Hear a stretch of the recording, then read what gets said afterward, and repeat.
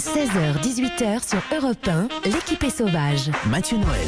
On parlait tout à l'heure de bilinguisme. Ma chère Tatiana Dronnet, je vous présente maintenant un authentique bilingue qui maîtrise l'anglais comme moi la flûte à bec. Ce qui n'est pas peu dire.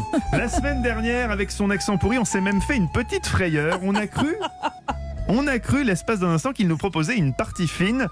En fait, il nous proposait juste des frites. Écoutez. Alors, quelques patatouses avec ça, et vous êtes... Quelques patatouses. Qu'est-ce que c'est qu'une patatouze? Patatouses. Potatoes. J'ai entendu des potatouses. Oula, non, là, vous ouais.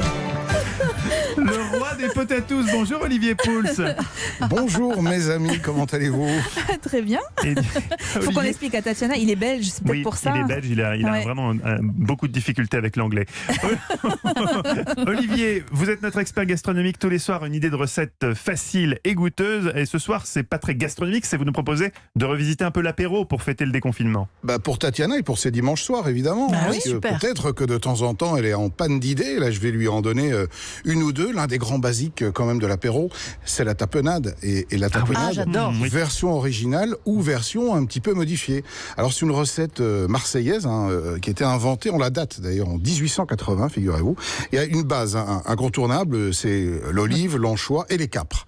Alors, dans une tapenade classique, olive 200 grammes, 20 grammes d'anchois à peu près, une dizaine de grammes de capres, une petite pointe d'ail évidemment et de l'huile d'olive. On mixe tout ça et on obtient évidemment une tapenade noire classique à tartiner sur des petits morceaux de pain. C'est parfait, mais on peut s'amuser aussi à détourner quelques ingrédients, à en rajouter, à en enlever. Et là, je vous propose une deuxième version de tapenade, un petit peu originale. La base, évidemment, on est obligé de la garder. Des olives, mais plutôt que des noires, on va prendre plutôt des olives vertes. Ce sont des olives qui sont moins mûres, qu'un côté un petit peu plus végétal, que j'aime beaucoup. On va garder les capres. On va évidemment garder un peu d'anchois, mais on va rajouter du parmesan. On va rajouter un petit peu de basilic. On va rajouter quelques pignons de pain. Et c'est un mélange, en fait, entre un pesto Ah oui, et c'est une ça. tapenade. J'allais vous dire. Et c'est un pesto bon. penade ou un tapenadesto. Un tapesto. Encore un mot limite. C'est pas mal, un Olivier. tapesto, C'est moi, ça me plaît. Et on le tartine sur du pain ou vous avez une autre idée? Ah non, alors soit effectivement le pain, mais vous savez, en ce moment, il y a plein de petits légumes de printemps. Oui. C'est un peu moins bourratif que le pain. Et là, si vous détaillez des petits morceaux de courgettes, par exemple, des petits morceaux de fenouil aussi. Moi, j'aime beaucoup le fenouil, son côté un peu anisé, ça craque et c'est très très bon quand c'est cru.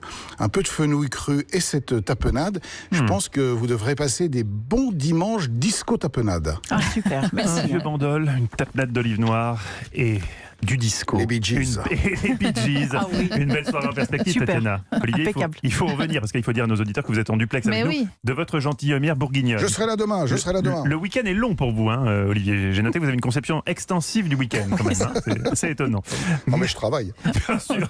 Merci Olivier Pouls. On vous retrouve demain et tous les samedis dans la table des bons vivants de Laurent Mariotte à 11h sur Europe 1. Europe